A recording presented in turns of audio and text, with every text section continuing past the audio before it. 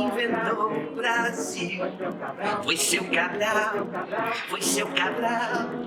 No dia 22 de abril, 2 meses depois do carnaval. Depois Peri deixou Ceci deixou Peri ao som do Guarani. Guarani, o Guaraná, surgiu a feijoada e depois o Guarati. Quem vendeu o Brasil? Foi seu Cabral, foi seu Cabral. No dia 22 de abril, 2 meses depois do carnaval. Beijo, Ceci ao som do Guarani. Guarani, o Guaraná, surgiu a feijoada e depois o Guarati. Quem foi que inventou o Brasil? Foi seu Cabral, foi seu Cabral. Salve, salve!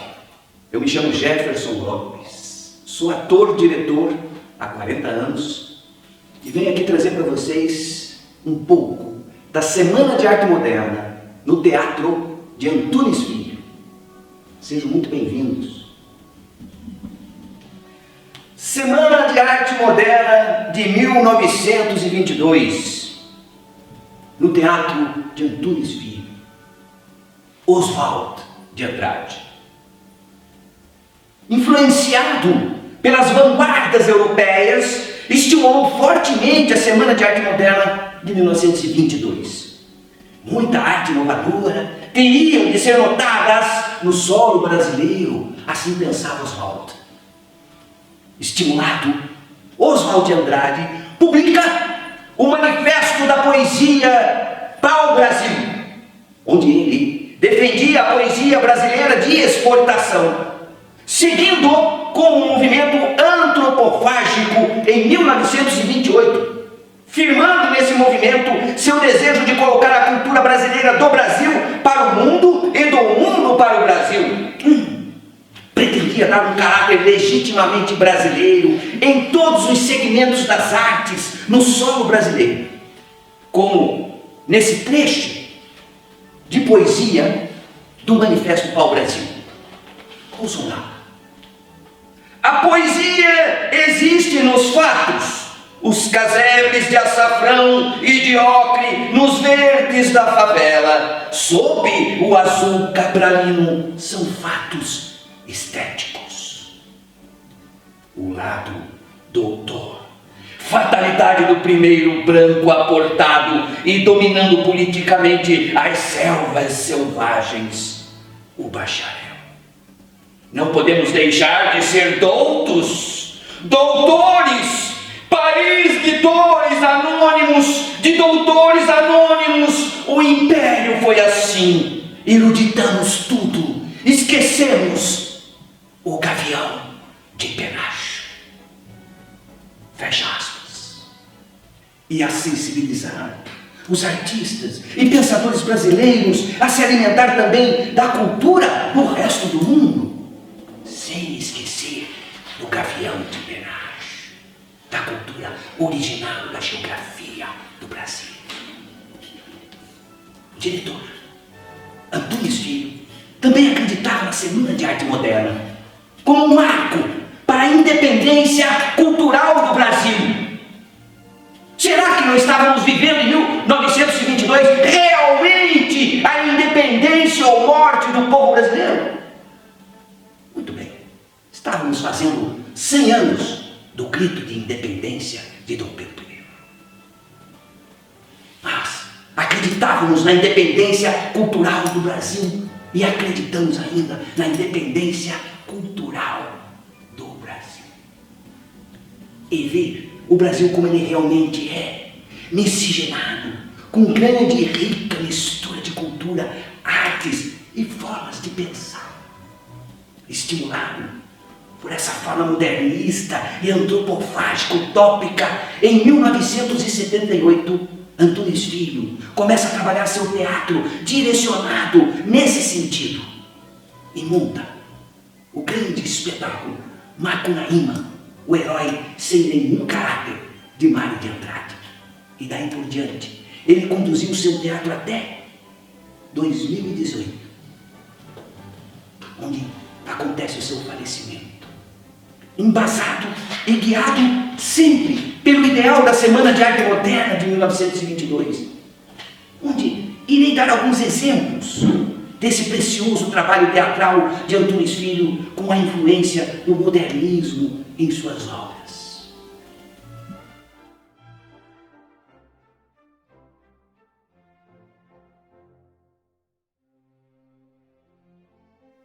Entregou a responsabilidade de atentar sobre a potência da miscigenação brasileira.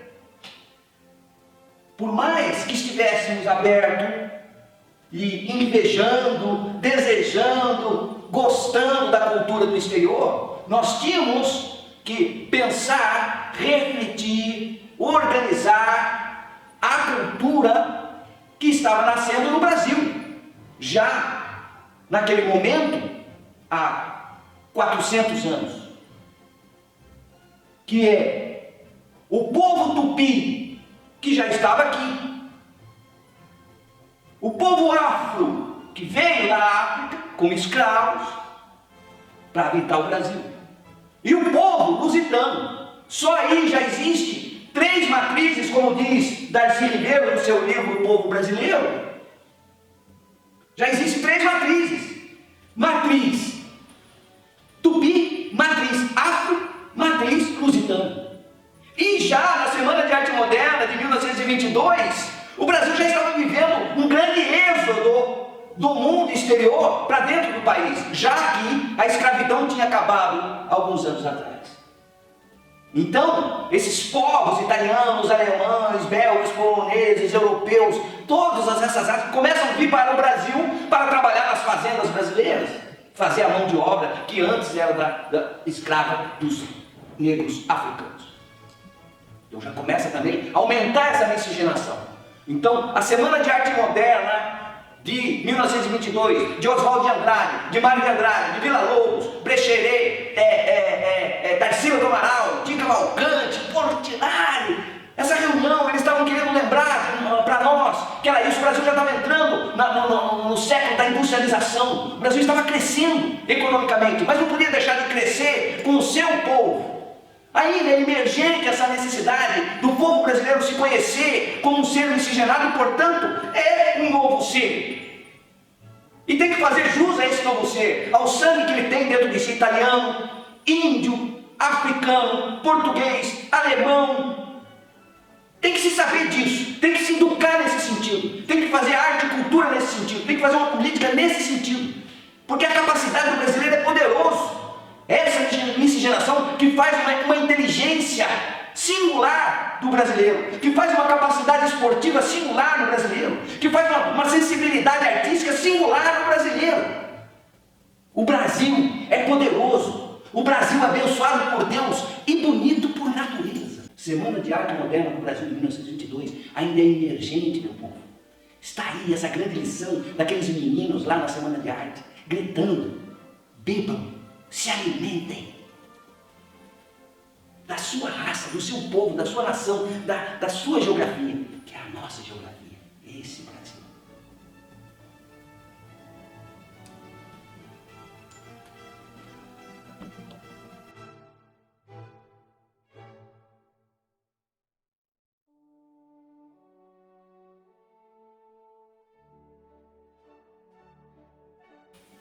Total, influenciou totalmente. Na verdade, o teatro, em 1922, ele não existia. Ou existia no circo, nos circos, nos picadeiros de circo. Pode dizer bem, Marlene Fortuna, a grande primeira atriz de Antunes Filho, do grupo de teatro Natanaí, que nasceu no circo, filha de José Fortuna, que escrevia peças teatrais para apresentar nos picadeiros dos circos. Não é isso, Margarida? Então, em 1922, década de 20, de 30, os teatros eram nos circos. Ou teatro de revistas, nos boulevards. Ou as grandes óperas que vinham do exterior para o Brasil. O teatro começa realmente no Brasil a partir da década de 40, culminando com o Estado Novo. É quando começam a chegar os estrangeiros para o Brasil, como Zimbinski, que vem para o Rio de Janeiro, Gianni Racchi, italiano, que vem para São Paulo, Eugênio Kuznet, um dos fundadores da Escola de Arte Dramática da USP, russo, vem também. Aí começa o Teatro de Arena, com Jean Francisco Alieri, o TBC, Teatro Brasileiro de Comédia, no Bexiga, em São Paulo, o Teatro Estudantil da USP.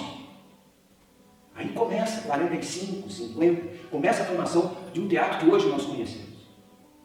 E eles não estavam pensando nesse momento, como diz o ator e jornalista Oswaldo Mendes, sempre nos lembra, que naquele momento eles, inclusive ele, contemporâneo desse momento, diz, nós não pensávamos no teatro que estávamos fazendo como base na Semana de Arte Moderna. A coisa estava acontecendo. Ou seja, não precisa dar uma ordem para seguirmos como base a Semana de Arte Moderna para realizarmos as nossas culturas, as nossas artes. É natural isso no Brasil. É tão natural que é necessário que nós entendamos isso e reconheçamos essa força natural brasileira de miscigenação, que tem a força de evoluir, sempre modernizar, sempre modernizar. O brasileiro é modernista, por natureza. Ele é modernista na sua cafunice, no seu caipirismo, no seu mineirismo, no seu nordestino, no seu gaúcho, no seu amazonense, no seu índio, no seu afro, no seu europeu. Ele moderniza. É importante que a sociedade brasileira, sociopolítica, econômica, cultural, invista no brasileiro. Nós estamos perdendo uma grande chance de investir em nós mesmos. É aí que o Antunes Filho entra e compreende realmente isso, onde ele começa a entender que é no ator brasileiro que estava aquilo que ele sempre desejou, que ele desejava, de fazer um teatro a nível de cinema, que Antunes Filho adorava cinema. A grande paixão dele de menino, de adolescente, de jovem, quando ele começa já no teatro, era o cinema. Ele conta que quando ele foi ver Dreia, o diretor Dreia, que dirigiu o filme Joana d'Arc, ele saiu impressionado do cinema. Ele saiu embasbacado do cinema. Era aquilo que ele queria no teatro. Era aquela expressão, aquele expressionismo no teatro. Ele queria arte no teatro. E não o naturalismo regionalista, corriqueiro. A arte dentro do teatro. Então o Antunes busca, ele vai em busca desse método para o ator brasileiro. E a grande luz que é dada para ele foi quando ele, casado, na década de 60, com a cenógrafa, a figurinista, a artista plástica Maria Boloni, diz a ele, mas isso foi o Antunes que me disse. Quem me influenciou, quem me indicou o caminho para seguir na minha carreira foi a Maria Boloni. Ela me deu a dica. Então, com essa dica da Maria Boloni, ele começa a colocar nas obras dele, na busca do método para o ator brasileiro, ele começa a colocar as influências da Semana de Arte Moderna de 1922.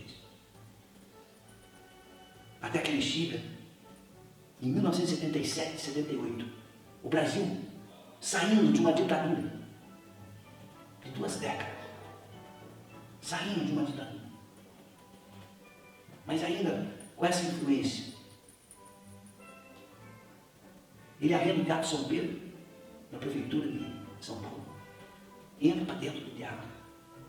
E ali ele faz um teste teatral e convoca atores, os mais inexperientes possíveis. E ali ele começa o projeto Macunaíma, o herói sem nenhum caráter, que estreia em 1979. Em 1980, ele participa do Festival de Nova York e é uma explosão no mundo, um espetáculo inovador.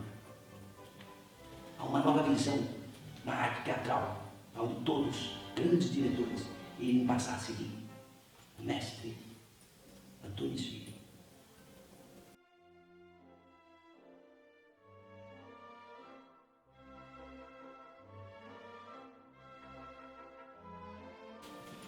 Aí foi a confirmação.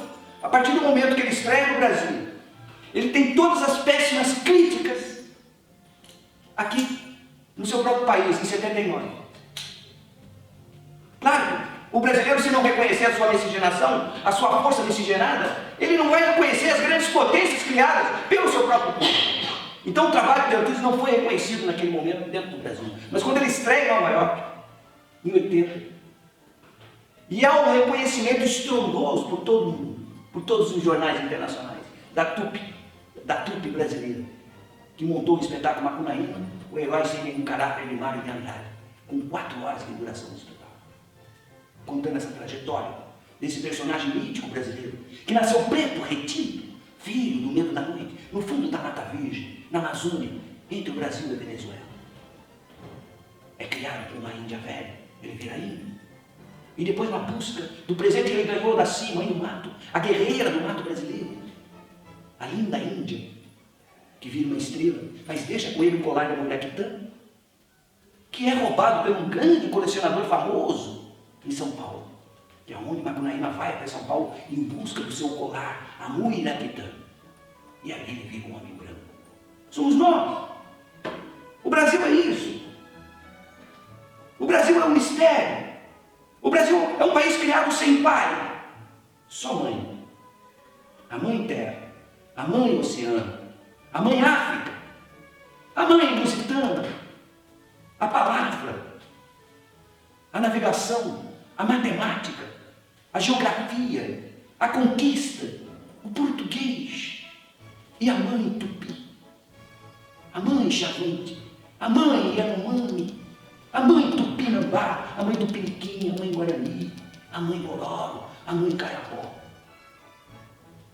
Yo Paraná, yo Paraná, yo Paraná, mamé, yo Paraná, yo Paraná. É urai nananá, é urai nananá, naná, nananá. Orocoroco també, també, també, orocoroco també, també, també. Yo Paraná, yo grande rio. Música cantada por índios. Que o Antunes foi lá em Roraima fazer pesquisa com essa aldeia, com esse povo que recebeu a trupe do Macunaíma de braços abertos e ensinou a trupe do teatro do Macunaíma, montando o Macunaíma, a cantar essa música. Como eu cantei agora, nunca mais esqueci. Também aprendi lá no Teatro de Antunes Filho. Yo Paraná é uma música de gratidão dos índios pela água, pelo rio. Paraná é rio, Rio Grande, Paraná. Yo Paraná, obrigado por nos lavar, por nos matar a sede, para cozinhar nossa comida. Obrigado, grande rio. Obrigado, nascente, as fontes de água nascente no fundo da Mata Virgem brasileira. O país que tem mais água doce do mundo. É um país regado por água doce. Essas matrizes, essa mãe que conduziu, é ali que o Antunes descobriu. Dentro, com o elenco, com aquele elenco maravilhoso, sempre elencos maravilhosos. Com o primeiro Macunaíma, vamos lembrar aqui, Cacá Carvalho, o nosso doutor em artes cênicas na Itália, começou ali, fazendo Macunaíma com Antunes Filho, em 1977, 78. E só Deus sabe a luta que foi ele se manter aqui para fazer esse trabalho.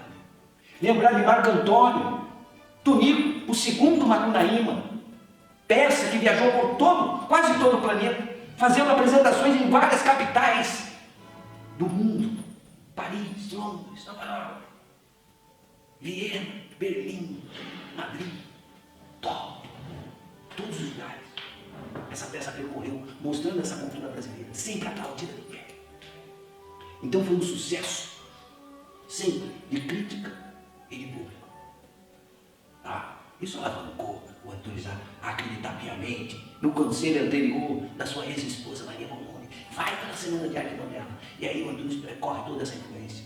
Aí ele começa já a fazer um levantamento, montagens de espetáculos, priorizando grandes autores nacionais, como Ariano Suassuna, João Guimarães Rosa, Jorge Amado, mas sem deixar de pensar nos autores estrangeiros, como William Shakespeare e outros tantos, com o grande desejo de um dia conseguir montar uma tragédia grega. Era um grande sonho dele, que ele realiza na década de 2010. como As Troianas, Antígona e o grande sonho dele, teatral, Medeia. Em 1982, ele já está com teatro de repertório. Ele é convidado pelo Sesc São Paulo a fazer parte, a vir montar essa oficina, a vir dar vazão a esse teatro dele dentro do Sesc, na Doutor Vila Nova, em São Paulo. É concedido um espaço para ele, uma quadra, um antigo espaço Pichininho, uma antiga quadra de basquete. Ali é o espaço do Antônio Escola, a oficina teatral, que começou com a mãe. E ali ele começa a montagem de vários espetáculos, com um número de atores, principalmente amadores, grande, muitos atores, para cada projeto. Então ele começa o projeto João Guimarães Rosa, outro projeto Jorge Amado, e o outro projeto, o projeto Caipira, com José Antônio da Silva. Então ele começa a montagem de 3 espetáculos, um de Guimarães Rosa, outro de Jorge Amado e outro de José Antônio da Silva, que é Rosa do Cabriúna. Do Jorge Amado foi Velhos Marinheiros, dirigido por Ulisses Cruz, e dirigido por ele A Hora e Vez de Augusto Matraga, que foi estrelado por Raul Cortez, brilhantemente, sem dúvida, substituído depois pelo saudoso, também falecido ator Luiz Santos. E junto com isso, então com isso ele cria o CPT, Centro de Pesquisa Teatral, onde ele vai começar a criar um método, ele vai começar a direcionar e escrever um método para o ator. Onde eu tenho um exemplar aqui. Onde com muita honra eu ajudei a escrever, a pensar junto com ele, assim como Hélio Cícero, Flávia Pucci, Geraldo Mário, Marlene Fortuna, o dramaturgo Luiz Alberto de Abreu, Luiz Melo, juntos, Raul Teixeira, vai escrever um método para o ator brasileiro, do Antônio Filho. Então, nesse momento ali, no Centro de Pesquisa Teatral, começa esse processo riquíssimo, embasado nisso, na ideia da Semana de Arte Moderna, na miscigenação brasileira, de unir as culturas brasileiras e as culturas do exterior. Não tem que dividir, não tem que separar, tem que juntar. É farto, é a fartura. Para vocês terem uma ideia, ele apresentava teatro nessa época, 1982, 83, 84 precisamente, quando eu entrei ali. E fiquei até 1991, estudando e fazendo espetáculo com o mestre Antunes. Em 84, ele apresentava 3 espetáculos no mês. Uma semana, de quarta a domingo. Hoje você faz sexta, sábado, apresenta o espetáculo. Ou uma vez na semana. Naquela época, era de quarta a domingo, sendo que sábado eram 2 sessões. E não precisava ter ator famoso no espetáculo. As casas eram lotadas da população que não assistia teatro. Então ele tinha, uma semana, Macunaíma. Outra semana, Romeu e Julieta. Então onde surgiu Júlia Branco? Linda Julieta, fazendo Julieta. E Nelson II Rodrigues, na outra semana, onde tinha 2 peças de Nelson Rodrigues. Toda nudez será castigada e algo de família. Então, toda semana tinha um espetáculo. E durante o dia, à noite, e durante o dia, era o projeto da montagem desse levantamento desses autores nacionais. Dentro do SESC. E assim foi. Assim ele foi montando uma riqueza de espetáculos, que só vocês pesquisarem, vocês vão ver a grandeza, e quem já viu tudo isso. Mas quem quiser pesquisar, pesquise e veja as grandezas de espetáculo que o Antônio Filho vem fazendo nesse processo. Foi muito importante para ele essa localização, essa maneira de pensar modernista, antropofágica. Então, quando o SESC apoia esse diretor, apoia essa história desse homem, né? construindo um método para o ator, embasado na natureza do seu país, que é a miscigenação. Então, para ele era fundamental que o ator não tivesse tantos vícios do que seria atuar. Ele precisava de atores novos, jovens, e que viessem, basicamente, do interior do Brasil. informações para que ele pudesse ir ali. Ele foi conduzindo esses jovens, conduzindo esses atores para um pensamento também nesse sentido, que ele aprendeu a seguir. Esse pensamento de entender a geografia do país, a miscigenação brasileira, de que ser negro, de que ser mineiro, ser caipira, ser do interior, não era menos, quem sabe até mais, porque tinha uma grandeza pura nessa miscigenação. Então a partir daí ele poderia conduzir esse jovem, essa jovem atriz, esse jovem ator, conduzir para pensar o teatro brasileiro antropofagicamente utópico, modernista, tendo conhecimento de Stanislavski, o método de Stanislavski, o grande método do ator, Constantin Stanislavski. Conhecer Stanislavski, conhecer o método de Diderot, conhecer o método de Bertolt Brecht, conhecer o método de Grotowski, Tadeusz Kantor, Peter Brook. Saber como que o ator se comporta, como que o ator age, mas como que ele pode chegar num ponto em que ele não é mais regionalista, ele não é mais um país, ele não é mais uma nação, ele não é mais um mundo. Ele é o próprio reflexo no palco do homem humano. Travessia. O homem humano, chinês, português, africano, índio, maia, inca, caipira, paulista, gaúcho, nordestino, inglês, o homem humano. Travessia. Porque cada um de nós sabemos como o diabo vige dentro da gente. Vige, mas não rege. Porque o que existe é o homem humano. Travessia. O grande ser tal, Veredas, como dizia o mestre Antunes. Já não era mais o grande sertão Veredas de João Guimarães Rosa. Era o grande ser tal, o caminho. A busca de cada um de nós no caminho do meio. Nem bem, nem mal. Equilíbrio. Equilibrados, sadios. Bem. A busca do homem. Depois em Macunaíma, o Antunes chega a João Guimarães Rosa. Chega no fundo do sertão brasileiro. Que, como falamos aqui, o sertão brasileiro é o sertão do mundo. É o sertão de todas as raças. É a terra de Veracruz, onde todos desejam chegar. Todos os povos querem vir. E nós, brasileiros, queremos e precisamos reconhecer. Porque, como dizia Guimarães Rosa, um caboclo qualquer do norte de Minas, o sapo não pula por boniteza, mas por precisão. Esse era o teatro de Antunes Filho, até a sua morte. Precisão. Ele tinha um amor pelo Brasil, ele tinha uma necessidade. Ele poderia ter ido embora. Ele poderia ter ido para a França, o país que ele tanto gostava, falava francês. Ele poderia ter ido embora, fazer o teatro dele fora daqui. Mas ele ficou, por tanto amor a essa terra. A terra que os seus pais escolheram como nova pátria.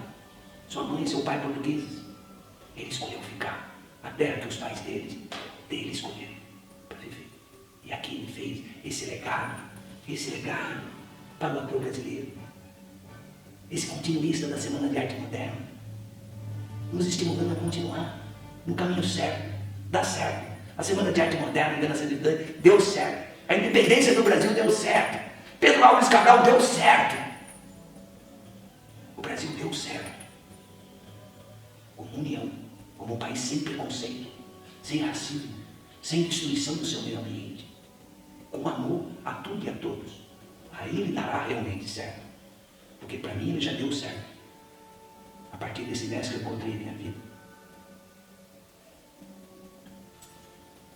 Brasileiro, se reconheça. Se reconheça. Se reconheça. Se reinvente.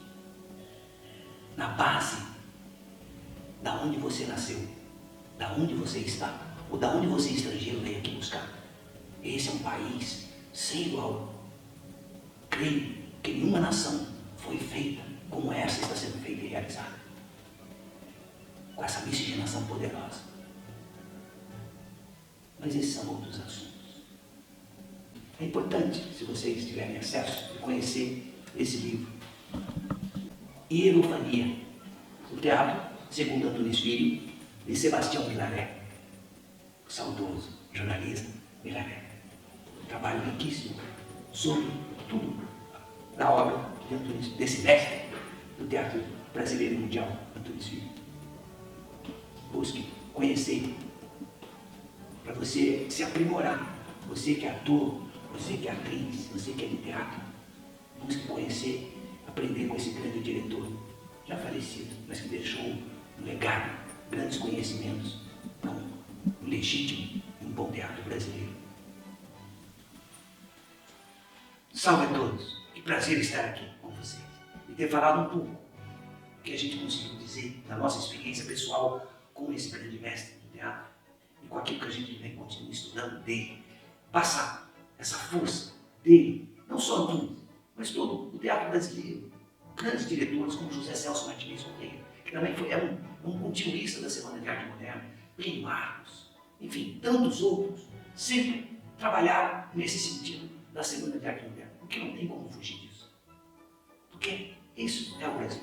Ele nasceu assim, nessa mistura de raças, de povos, de grandes povos, lindos povos, velhos povos. Então, o Brasil é isso, é feito dessa renovação, é feito desses novos filhos que renovam o tempo todo. É natural isso. É importante toda a educação brasileira, a cultura brasileira, o social brasileiro, se acalmar e saber que já está em nossas mãos esse grande banquete da República Brasileira modernista. Já está.